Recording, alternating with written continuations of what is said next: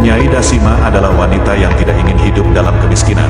Oleh karena itu, ia memiliki daya tarik yang tak terbantahkan, sehingga para lelaki secara refleks terpikat padanya dan berharap melihatnya meskipun hanya sehelai rambut lewat jendela. Cerita Nyai Dasima meninggalkan jejak bangunan bersejarah yang dibangun pada abad ke-19. Rumah Nyai Dasima bersama Toyan Wei berada di Pejambon, tepatnya di belakang Gereja Immanuel, dekat Stasiun Gambir. Gereja Immanuel didirikan dari tahun-tahun 1835 sampai tahun 1839 dan dirancang oleh Tuan Horn. Gereja itu diresmikan tepat tanggal 24 Agustus tahun 1839 bersamaan dengan hari lahirnya Raja Belanda Willem I.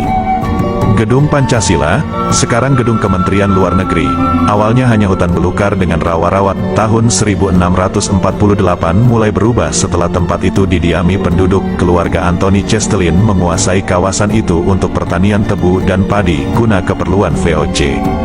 Tapi ketika tak ada pewaris yang tersisa untuk mengurusi warisan tanah itu, maka jadilah tempat itu sebagai Hertog Paksepi. Tentang gedung itu sendiri diperkirakan berdiri dan mengalami renovasi dalam kurun waktu 1890 hingga 1950. Kabarnya Jembatan Kuitang, kini depan toko buku Gunung Agung, tempat pembunuhan Nyai Dasima. Di sekitar sungai itu juga mayatnya ditemukan, ujar Yahya Andi Syahputra, budayawan Betawi, ketika ditemui di rumahnya kawasan Trogong, Jaksel. Pada 1896 G. Francis menerbitkan novel yang diberi judul Cerita Nyai Dasima. Lai Kim Hok dan O.S. Jiang pernah menyadur cerita Nyai Dasima ini dalam bentuk syair. Menurut Claudine Salmon, kedua penulis itu menyadur dari karya G. Francis. Atah, Mausamana membuat Nyai Dasima dalam bahasa Belanda pada tahun 1926. Cerita ini muncul sebagai bacaan anak-anak dalam cerita Betawi. Ali, 1995, tahun 165 SM Ardan pernah mengarang Nyai Dasima dalam bentuk naskah drama. Berikut cuplikan kisah Nyai Dasima. Cerita ini diambil dari sebuah buku karangan G. Francis, Gisbert Francis A.Ir, yang terbit pada tahun 1896. Ditulis berdasarkan kisah nyata kehidupan seorang istri simpanan yang bernama Dasima, gadis dusun Kuripan, Bogor.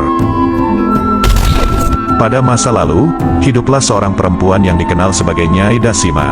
Wanita ini begitu cantik dan menawan, sehingga menjadi idola pada masanya. Kecantikannya berhasil memikat hati seorang pria bernama Tuan Edward, yang berusaha dengan segala cara untuk mendapatkannya. Nyai Dasima berasal dari dusun Kahuripan, berjarak sekitar 10 km dari kawasan Parung, di wilayah Bogor, Jawa Barat. Nyai Dasima adalah wanita yang tidak ingin hidup dalam kemiskinan. Oleh karena itu, ia dengan senang hati menjadikan dirinya sebagai wanita piaraan Tuan Edward. Dari hubungan mereka, lahir seorang anak perempuan yang diberi nama Nancy. Meskipun telah menjadi ibu, Nyai Dasima tetap memancarkan kecantikan seperti masa mudanya. Hal ini membuat Tuan Edward semakin terpesona dan memberikan rumah serta pembantu untuk melayani keperluan Nyai Dasima. Awalnya, mereka tinggal di Curug Tangerang sebelum pindah ke Pejambon, Batavia. Ketika lelaki dewasa melewati rumahnya, mereka tidak dapat menahan air liur mereka karena keindahan Nyai Dasima. Bagi mereka yang sudah beristri, timbul penyesalan mengapa tidak menikahi Nyai Dasima saja, karena diyakini akan membawa kebahagiaan dengan cahaya kecantikannya, kulit yang halus, dan bentuk tubuhnya yang anggun. Begitu pula, bagi para duda dan lelaki lajang, timbul keinginan untuk memperistrikan Nyai Dasima. Ia memiliki daya tarik yang tak terbantahkan, sehingga para lelaki secara refleks terpikat padanya dan berharap melihatnya meskipun hanya sehelai rambut lewat jendela. Di antara mereka, ada seorang tukang sado lokal bernama Samyun yang beruntung. Dia memiliki paman yang merupakan seorang tentara dengan jabatan Komandan Onder Distrik Gambir, sehingga memiliki kesempatan untuk masuk ke rumah Nyai Dasima atas urusan pamannya. Samyun sebenarnya telah beristri, tetapi kehadiran Nyai Dasima membuat hatinya goyah.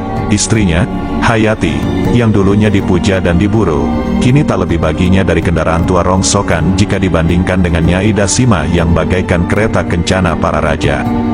Samyun menjadi tergila-gila dan merubah pegangan agamanya, menghalalkan segala cara untuk mendapatkan Nyai Dasima yang dianggapnya seperti Cleopatra dalam mitologi Yunani atau Sinta dalam cerita pewayangan. Dengan bantuan Haji Salihun di Pecenongan, Samyun mencari guna-guna agar bisa memenangkan hati Nyai Dasima yang cantik rupawan. ia bahkan menyusupkan rambut Nyai Dasima untuk dimanfaatkan dalam permainan mistik. Perlahan, Nyai Dasima berubah pandangan pada Samyun dan menganggapnya sebagai pria gagah di Batavia yang tak tertandingi oleh Tuan Edward, yang hanyalah seorang lelaki tua tak berharga di pasar Senen. Melalui permainan mistik, Samyun akhirnya mendekati Nyai Dasima, dan mereka pergi ke rumah Mak Soleha, ibu Samyun. Nyai Dasima menetap di rumah tersebut, yang terletak di bilangan Kuitang, yang dulunya berawal dari kata Kuitang Kiam, seorang pendekar China terkenal di Batavia pada masa itu.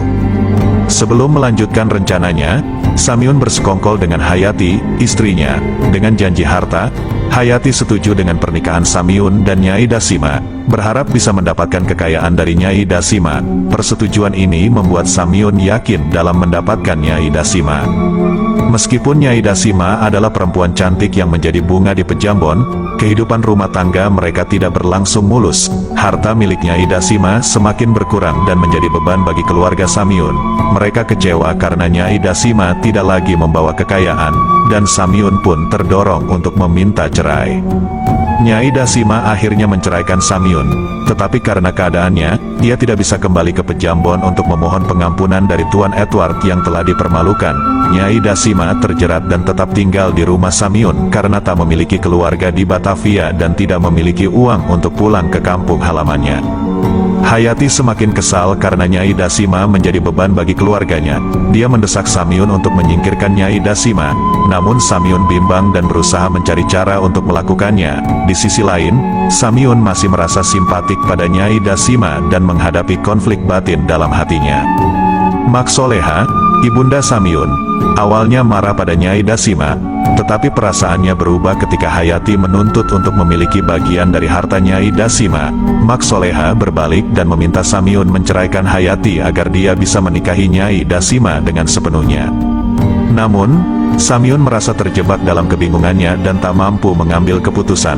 Hal ini dimanfaatkan oleh Hayati yang terus menuntut bagian dari harta Nyai Dasima.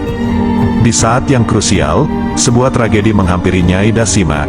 Pada suatu hari, saat mereka berdua berjalan menuju Kali Ciliwung, Samyun membawa Nyai Dasima untuk mendengarkan pertunjukan tukang cerita tentang Amir Hamzah di Gang Ketapang, Jalan Gajah Mada. Namun, di tengah jembatan, sebuah bayangan muncul. Seorang lelaki kekar dengan cepat mendekati Nyai Dasima dan mencoba membunuhnya. Namun pukulan itu hanya mengenai bagian belakang kepala dan melukainya parah. Ternyata, inilah rencana yang sudah lama direncanakan oleh Samyun. Ia telah menyewa Bang Puase untuk membunuh Nyai Dasima. Setelah terluka, Nyai Dasima mencoba meminta pertolongan dari Samyun, tetapi ia hanya berdiri di seberang jembatan tanpa membantunya. Akhirnya, dengan bantuan golok dari Bang Puase, Nyai Dasima tewas dengan tragis dan mayatnya hanyut terbawa arus Kali Ciliwung. Tuan Edward sangat terpukul dengan kejadian ini dan melaporkannya ke polisi. Bang Puase akhirnya tertangkap, dan karena bukti yang cukup, dia dihukum mati dengan digantung.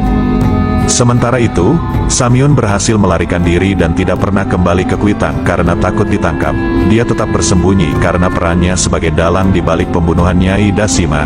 Selama 200 tahun berlalu, legenda dan mitos Nyai Dasima tetap hidup dan diyakini masyarakat hingga saat ini. Konon, sosoknya masih bergentayangan hingga Gedung Pancasila di Jakarta Pusat. Kisah tragis Nyai Dasima menjadi salah satu legenda misterius dalam sejarah Kuitang.